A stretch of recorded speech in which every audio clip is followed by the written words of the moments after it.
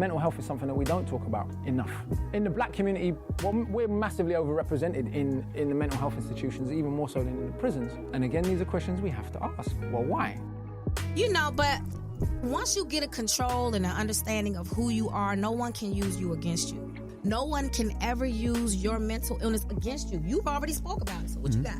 The biggest point in life to resolve mental health is like giving a fuck about a person. Where did you get the courage? I got the courage for 2 words. I care. It's Chill Will Radio, where connections will be made, advice will be given, jokes will be told, and things will get real. My name is Willis Cooks, and I'm your host. But understand this show is not meant to be used as a substitute for a relationship with a licensed mental health professional. Enjoy the show, y'all.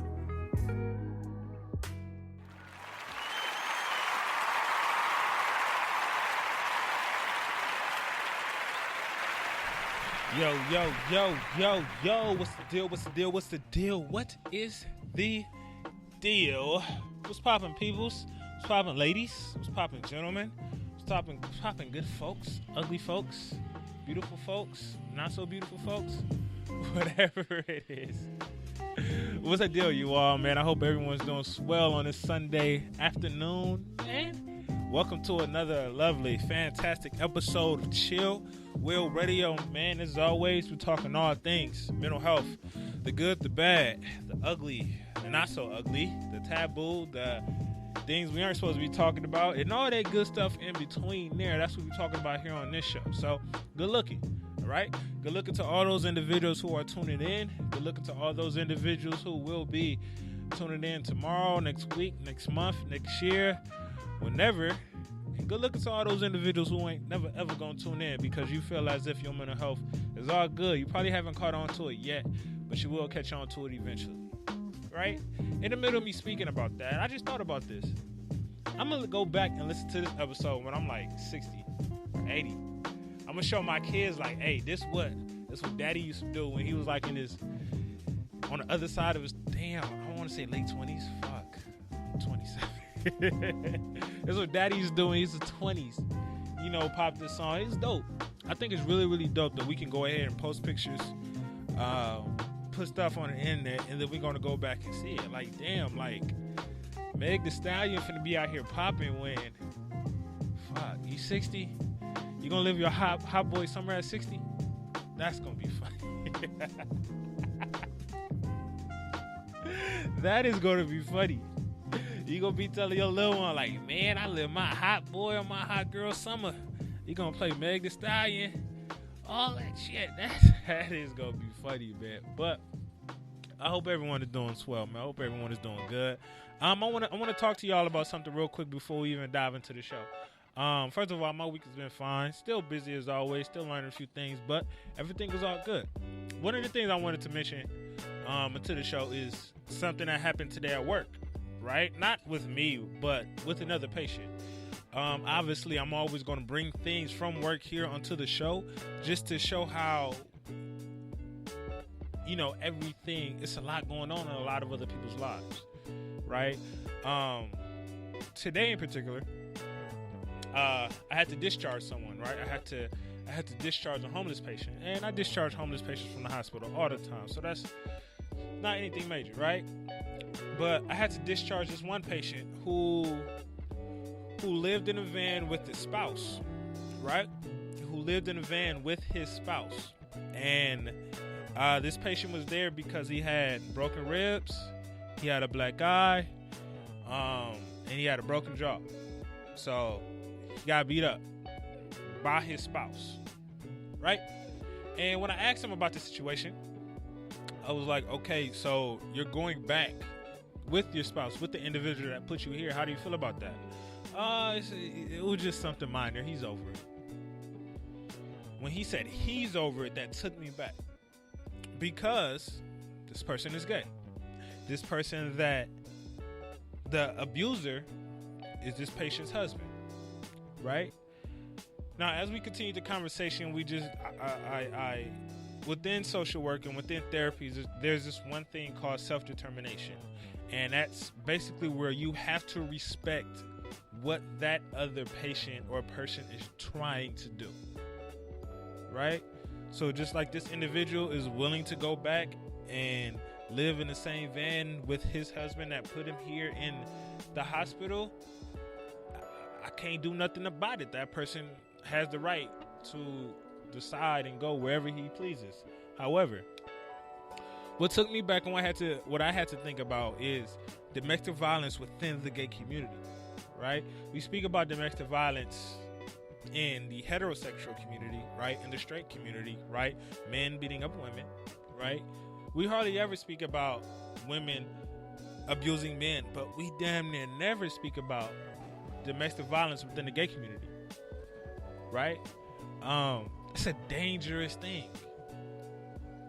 It's a dangerous thing, and I think that's a topic I probably will speak about sometime later on this show. But it caused me to think about why isn't it something that's out there more, right? Because we have gay women who abuse each other, we have gay men who abuse each other, we have everybody abuse each other, so to say, in some type of way, whether it's physical, mental, emotionally, financially, whatever it is. And it caused me to really think, like, why? And I had a conversation with a nurse, and we were speaking about why certain people go back to their relationships, why certain people go back to their abuser. And there's a lot of different types of reasons. It could be self-esteem. It could be this person feels as if they owe them something. It could be control. It can be the fact that they've grown up in an abusive household, so they believe this is how love is supposed to be. It could be a lot of things in which would cause the individual to stay in that relationship, right? But I think it's important for a lot of us. I think it's important for a lot of us to understand when it comes to relationships, when it comes to domestic violence within the gay community, is that they're no different from relationships within the straight community.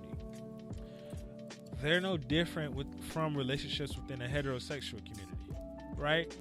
Gay couples go through the same shit as straight couples do. Straight couples go through the same shit as gay couples do, right? Whether it's arguing, whether it's financial stuff, whether it's domestic violence, whether it's who's taking out the trash, whether who's going to be the cheater, whatever it is, a relationship is a relationship. And I had to tell that to the nurse because the nurse was struggling with it. And I don't know, it's crazy that nurses don't really, I don't know, that's a different topic. But I was explaining this to the nurse and it wasn't clicking. It wasn't clicking in her that this gay individual was willing to go back into their relationship. So I had to ask him, have you ever been or seen a situation in which there's domestic violence in your household or in someone else's household? And this nurse was like, yeah, all the time. She's like, I don't approve of it. I always challenge people to get out of it. So I had to ask her, why is it so hard for you to believe that this is true? And then she's like, well, in the media, people portray and what's out there is that gay relationships are perfect. Gay relationships are not flawed. There is no type of chink in the armor of gay relationships. Gay relationships are good.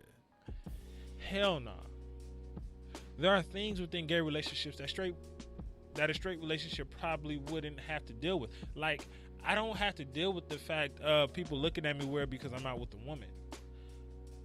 But two males would have to deal with the fact that people are looking at them kind of oddly. Like, oh, they gay. Like, oh, they gay. Even if it may not be a big thing, what happens is the gay couple gets pointed out in a room of straight people. Oh, they're gay. So when in that room of straight people, everyone, their eyes is on them. So it's certain things within gay relationships that they don't have to go through that we go through, and there's certain things that we have to go through but they don't have to go through. But the bulk of it all is the same. But violence, domestic violence within relationships, that ain't going nowhere. And, it could probably get worse. Because you got them going back and forth. You got the man on man. Like, and when it comes to women, gay women, lesbians, these type of relationships, right? You have the lesbian beating up the woman, or you have the gay beating up the guy. And it's a situation in which that I believe should just be shined upon a little bit more. Because nurse did make a point. I had to take a step back and realize, like, hey, there is this thing out there, or this picture, or this portrayal that gay relationships are perfect when they're not at all. They got this shit just like we got our shit. And it was kind of sad to see that person with the wired shut jaw, with the black eye, and with the broken ribs go back into the relationship that they're in. Because as a social worker and as a therapist, you want to help someone, but you can't, right? I cannot, and no one cannot help an individual who is being physically harmed within their relationship, because that is a choice that they are making. And that's a hard pill to swallow, right? I'm making a choice to sit in this abusive household. I'm making a choice to sit in this abusive relationship. I'm making a choice to be here. And that shit is sticky. We have to respect their opinion. We have to respect their choice. And even though we believe their choice is a fucked up choice, their choice is backed by something. Whether it's by childhood trauma, whether it's by their view on love, whether it's by whatever, their choice is backed by something. And it sucks to say, but we have to honor that. We have to let that person do what they want to do. Obviously, we got to encourage that person, give that person resources, tell them to, call the police and do this and that, but you can only do so much. A person is only willing to get out of the relationship if they believe so. So that was just something that happened today at work, and that was, interesting for me. Interesting, very, very, very, very interesting. But moving on forward into the self-care piece, right? So the self-care piece that I want everyone to implement within their self-care journey, right? It's not a day-to-day thing, but it could be a weekly thing. It could be a monthly thing, or it could just be a first-time thing that you do yearly or whatever, And you can even do this when it comes to certain things that went on in your childhood that you're trying to get over, whatever the case may be. Write down all of the mistakes that you've done in life. Write down all of those regrets, all of whatever is holding you back, whatever trauma, whatever negative person, whatever it is that you dislike. Write all that stuff down and burn that piece of paper, right? Write all that stuff down and burn that piece of paper. Me, I'm big on symbolic things, right? Because there is something tangible and beneficial about writing something down and burning it, right? The symbol of it burning away, the symbol of it dying, the symbol of it leaving is powerful, right? Because one of the things we always mention in therapy is if you're feeling overwhelmed and if your brain is all over the place, whatever you have on your mind, write it out.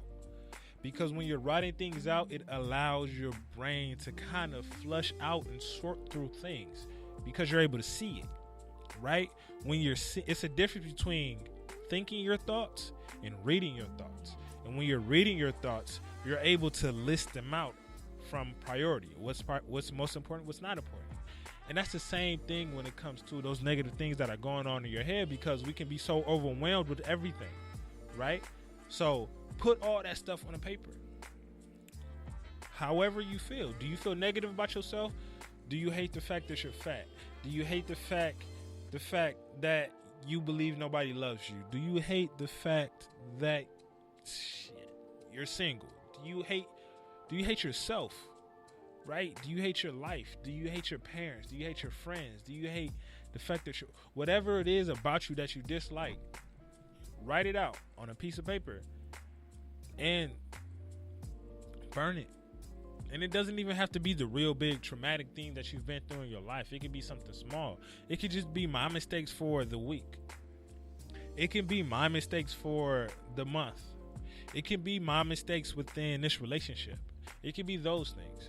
Write all that stuff out and burn it. However, once you do burn it, that doesn't magically mean that those things are just going to go away. Remember, it's still a symbol, right? It's still an analogy. Don't just burn that piece of paper and go back to your regular old life. No, when you're burning it, make a commitment to do the opposite of it. If your thing is, I hate myself, make a commitment to learn how to love yourself. If your thing is, you want better relationships with your significant other, make a commitment for that and go towards that. On every single level, go towards that. Because there's no work. You get nothing without the work that you're doing. Right? That's a nice little segue. Yeah. A nice little segue into the main topic, right? But the self-care piece, right? The self-care regimen that I want everyone to implement within this. I always get this wrong. The self-care piece, the self-care piece that I want everyone to implement within their self-care regimen. There we go. The self-care piece I want everyone to implement within your self-care regimen. Whatever negative thing you have going on in your life, whatever mistakes happen throughout that week, whatever mistakes happen throughout that month, whatever it is about yourself that you hate, write it down and burn that piece of paper. Write it down, burn that piece of paper, and make a commitment towards doing the things that you need to do in order to better yourself. So, moving on forward, right? Moving on forward into the main topic, right? We're talking about entitlement, right? We're talking about entitlement today. And entitlement is a funny thing. We all have that one entitled friend. We all have that one entitled family member. You yourself may be that entitled person within your life. And dealing with those people is hard. Dealing with those people are tough. Dealing with those people causes us to push them the hell away out of our lives because we don't want to deal with them, right? Nobody likes dealing with the entitled person, right? Nobody likes dealing with an entitled person. But the thing is, with entitled people, they believe they're entitled to everything. Sweetheart, you're not entitled to love. You are not entitled to trust. You are not entitled to respect. You are not entitled to happiness. You are not entitled to anything. See, when we're speaking about entitlement, it's about understanding that you believe that you deserve everything just because. Without putting in the work, without you working for it, without anything, you believe that you deserve this just because. And that's not good, because what happens is that creates room for expectations, right? I expect these people to treat me a certain way. I expect everybody to treat me this way. I expect you to do what I tell you to do. And I've said this before in the past on a previous show, but unmet expectations create anxiety, right? Unmet expectations create an anxiety. And when we have unmet expectations, that also creates anxiety. It creates dissatisfaction. It also creates volatile emotions, right? When you're that person that is very entitled and things don't go your way, you begin to get angry. You begin to resent that person. You begin to be impatient, right? Cynicism is born, right? And this is another thing that happens a lot, especially at work. And this is another thing that happens a lot, especially at work. And this is probably unpopular. This is probably something people aren't going to understand. But the people who work in that field will understand it. But entitlement not only creates resentment, not only creates guilt, not only creates cynicism and people being impatient and all of these things and anger, but entitlement also creates suicidal thoughts, right? Suicidal thoughts. There are so many kids that come through my hospital.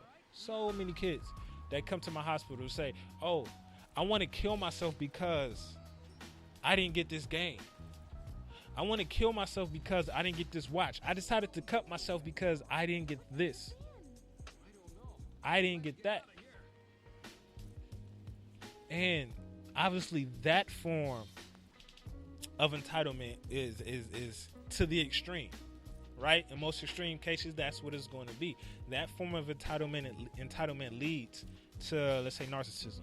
That form of entitlement leads to depression, right? Because it's going to cause you to go down this deep, deep, deep hole. It's going to cause you to be lonely because people are going to leave you. Because nobody wants to deal with your ass. But when it comes to suicide, entitlement can cause it. Well, when it comes to suicide, entitlement can be the reason why it's there. Especially in children. And that obviously goes back into where it comes from, right? A lot of it is based upon how our parents are raising us. Are you the only child? If you're the only child, you're getting everything. You're getting that doll, that play set, you're getting the time, you're getting the affection, you're getting the love, you're getting the attention, you're getting all of these things. So you begin to believe it's you and the world. That's it. It's not you within the world, but it's you then the world, right? Everyone else is second. Is second. And granted, everyone in here and everybody growing up as a child, that sense of entitlement is there because you want to feel the love, you want to feel the affection, you want to feel the attention and everything that your parents are giving you. And that's a needed feeling growing up. Right? You don't you don't want to feel as if nobody loves you. You don't want to feel as if nobody is there for you. So that sense of entitlement is needed as a child. However, as you mature, what's supposed to happen is as you mature, you begin to realize that you're not the only person out in this world. Right? But what happens is to certain individuals, they don't mature within that area. They become stuck in this entitled box. And that's what it is, right? So a lot of it comes from how the child was parented, right? How the child was raised, right? You're given everything. You're babied. You're spoiled. You're all of these things, right? Also, these individuals who are, and sometimes I feel sorry for those individuals who are raised by like parents who get everything. Because entitlement could also be a model behavior, right? We could become an entitled person because we see the person that we look up to getting everything. My mom, right, is getting everything in the world. And because I'm the daughter and because I'm her little baby girl, I need to get everything too. And if you don't give me everything, I'm finna throw a fit. In the store, in the house, I'm not gonna go to sleep or anything. We are raised to believe that it's all about us, right? And that's supposed to die out. But what happens is, as we're getting older and as we mature, you have certain individuals, when they get out, the world lets them know that it's not about them. And then when they get in a house, the parents also let them know that it's not about them. So they mature and they phase out of it. However, when they go to school, and then they realize it's not about them, but when they come home, what their parents do is they choose to be like, nah. They reinforce that entitled behavior. You're reinforcing it. And when you're reinforcing it, you're not doing anything but causing it to get worse. And then you're going to have a bigger problem to deal with on the back end, right, as a parent. Because what's going to happen is your child is going to misbehave. Your child is going to throw fits. Your child is going to do a lot of things. But the thing about entitled people is that entitled people don't even know that they're entitled, right? Entitled people don't even know that they're entitled. And then the second that you try to tell them that they're entitled, they get defensive, right? Be wary of those individuals who you tell something to and then they get offended or they get defensive about whatever criticism you're trying to tell them. Because you may be hitting a button, right? So to those entitled people, what makes you entitled, right? Are you asking for unrealistic things, right? Because what an entitled person do a lot of the time is that I need you to give up everything I need to give up your life for me, and you're going to get nothing in return. That's what entitlement is, right? I need you to give up your life and everything, and you get nothing in return. Another characteristic that entitled people do, right? When things don't go their way, they begin to feel sorry for themselves, right? They play the self-pity act, right? They play the victim. Not because they feel bad, but because they want the attention. A lot of entitled people, they're attention seekers, right? Because everything has to be on me, whether it's good or bad, right? And then sometimes entitlement can be a defense mechanism if you was never given that attention as a child. So you begin to see that, hey, me being entitled gives me the attention that I want. So I'm just going to do it, right? Because we're seeking the attention that we think we're deserved, that we think we're entitled to, when that's not really the case, right? And then also entitled people, you believe you deserve it all. I said this earlier, you don't deserve anything. Nobody deserves anything. You don't deserve love. You don't deserve happiness. You don't deserve to be rich. You don't deserve to be whatever. Nobody deserves a certain thing. Nobody's entitled to a certain thing, right? You get what you work for, right? It's hard to be happy. So that means you got to work for that happiness. The people that are happy, they worked for it. The people that are rich, they worked for it. The people that have love in their life, they worked for it. The people that are peaceful, they worked for it. They earned it. It wasn't given to them, right? Also, what entitled people do, and this a lot of the times, entitled people punish people if they're not able to get what they want. They're going to throw their fits. They're going to be hella petty. We all know those people who are going to be hella petty. They're going to throw the fits. They're going to be hella petty. They're going to give you the silent treatment. They just finna not talk to you and then not tell you why they're not going to talk to you, because what they understand is that if I tell you why I'm not really talking to you, I'm going to realize that it's stupid, and then you're going to tell me that it's stupid. So we just going to keep this to myself, and I'm not going to talk to you until I feel like I'm ready to talk to you, until I'm over this shit. That could be a day, that could be a week, that could be a month, that could be whenever. And what begins to happen is that other person who is receiving the silent treatment, they begin to feel bad. Like, yo, why you doing me like this? I thought you loved me. Like, nah. Nope.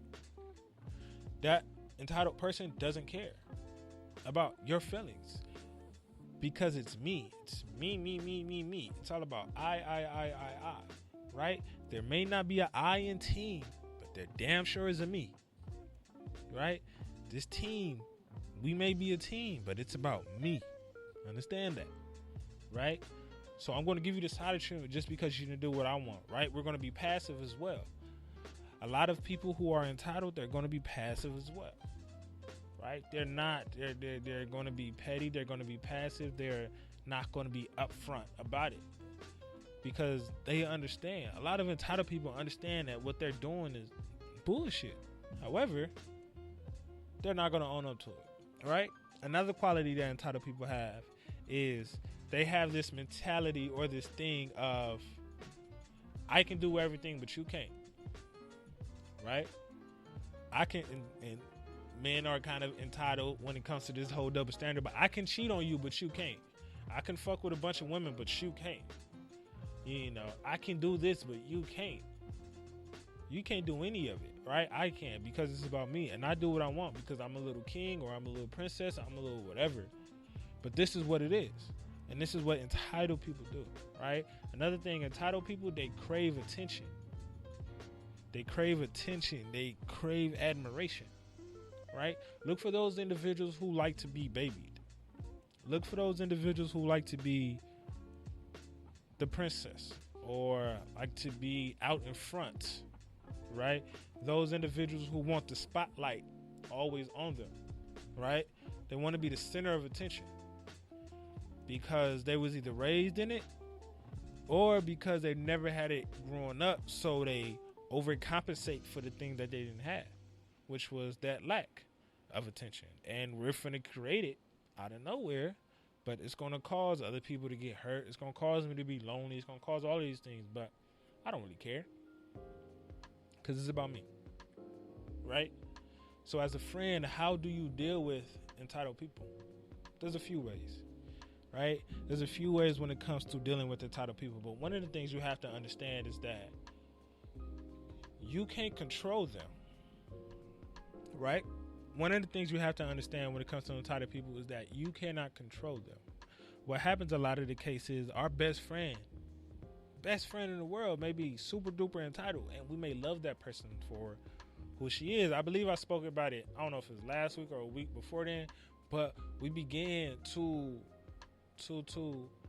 look for the positive in people, and we discredit all of the negative shit. So we create this cloud, right? This cloud of positivity to overshadow who they are negatively.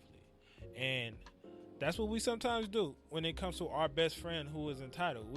That person doesn't mean this, or all or whatever, or this is just that person. When in reality, it's just like, nah. You got to understand that you can't change that individual. So even though that individual is hurting you, right?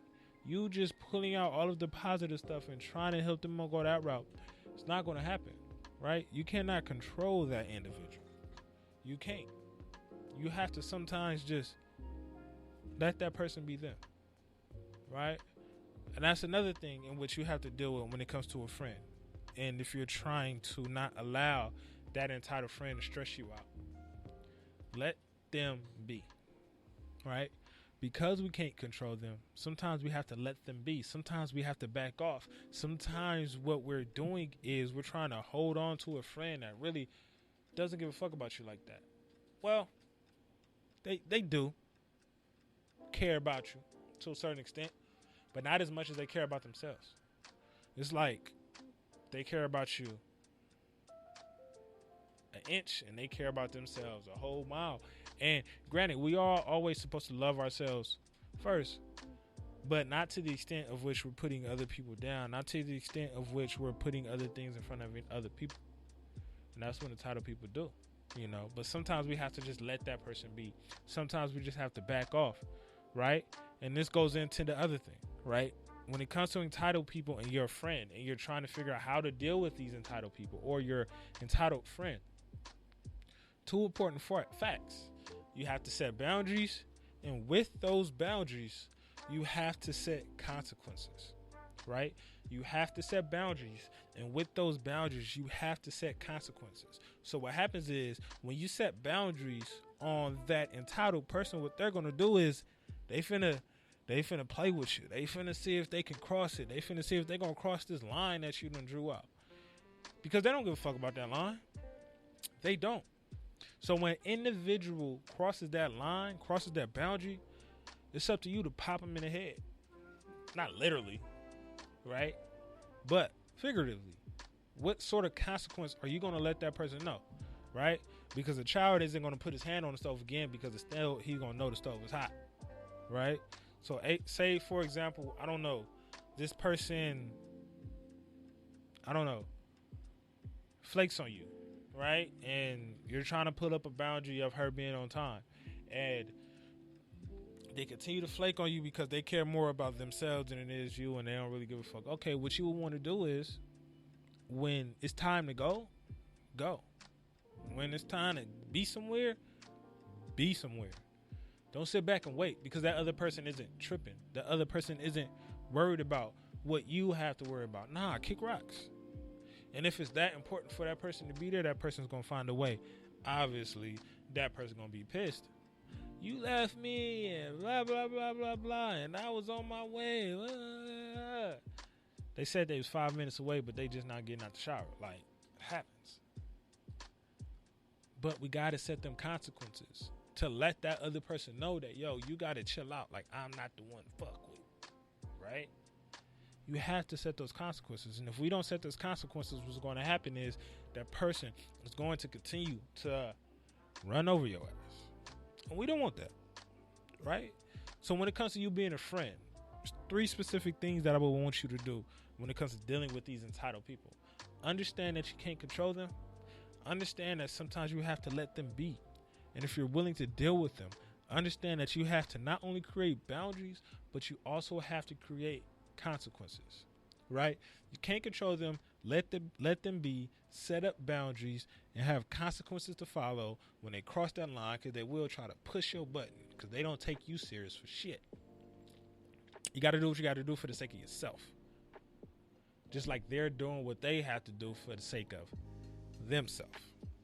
Makes sense? But for those individuals on the other side, right? For those individuals who are entitled, right? And you're one of the few that are admitting to it.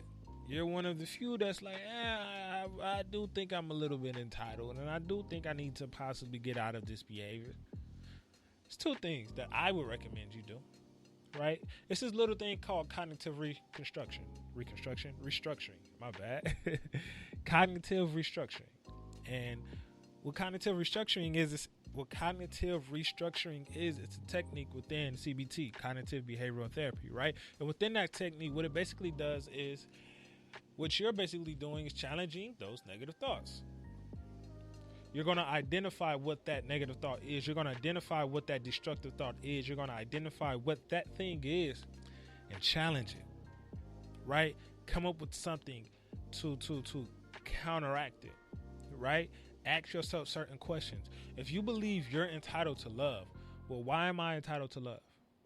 Why do people love me? What am I doing for people to love me? Why should my homeboy love me the way he does? Why should my homegirl love me the way she does? What am I doing to deserve these people love? Am I behaving as a person that I would want to love? Ask yourself these sorts of questions, right? Constantly question yourself. Constantly question your beliefs, because that's what it is, right? Entitlement is a belief. Entitlement is a belief that you have upon yourself. And when it comes to beliefs, we have to constantly challenge them. We have to constantly question them, because no belief is perfect.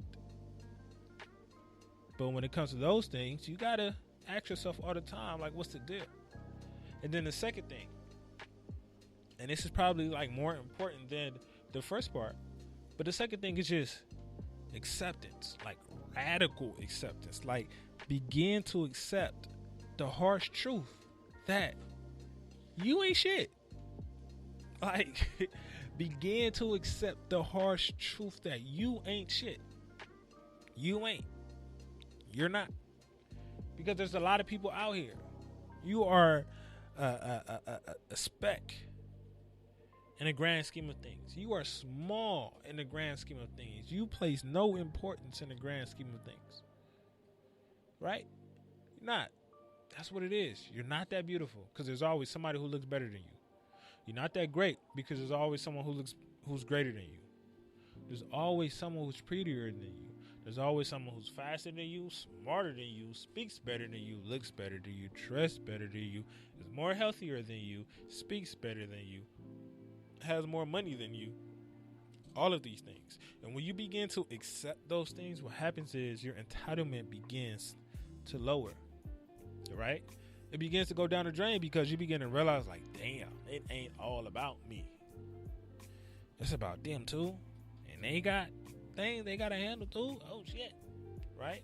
Because once you start to live on your own, once you start to realize, and this kind of happens when it's too late, but once you've pushed everybody out your life, you gonna look around and be like, fuck, I'm not hanging with the same people I was hanging with 5 years ago, because they gone. Once you get new friends year after year, month after month, and the friends that really been holding you down push you away, you need to begin to ask yourself, why? Why is it like this? Right? And that's where you're going to have to accept the harsh truth that you ain't shit. However, there's a small bit of entitlement that is productive. There's a small bit of entitlement that is productive. Right? Just like in the grand scheme of things, you ain't shit to the world, but you better be the shit to yourself. Tell yourself that. Tell yourself you are the shit. Tell yourself you are great. Tell yourself you are powerful. Tell yourself you are all of these things. Be entitled to yourself, because that's the confidence that you need to have in yourself. Right? There's a difference between being confident and being entitled. Entitlement thinks you just deserve it because of nothing. No. I'm confident in the fact that I can get this done because I worked my ass off to get this done. I'm confident that I'm gonna be a dope ass doctor or a dope ass therapist or a dope ass person because I put in the work to be that. I put in the work to be great. That's what I'm confident in. So there's a difference between being confident and entitled. But there's a small bit of entitlement that will actually work for you. Because even though you're not entitled to happiness, you should have it. There's a possibility that you might deserve it. But if you feel you deserve happiness, if you feel you deserve love, if you feel you deserve your girlfriend's trust, if you feel you deserve everything in this world, you better be willing to work your ass off so you can get the things that you feel as if you deserve. And if you're not willing to work your ass off, please sit down. Sit down, and chill out. Because there's people who's willing to work their ass off for the things that they have or they want within their life. Okay? Cool. So, moving on forward into not the main topic, into the question. There we go.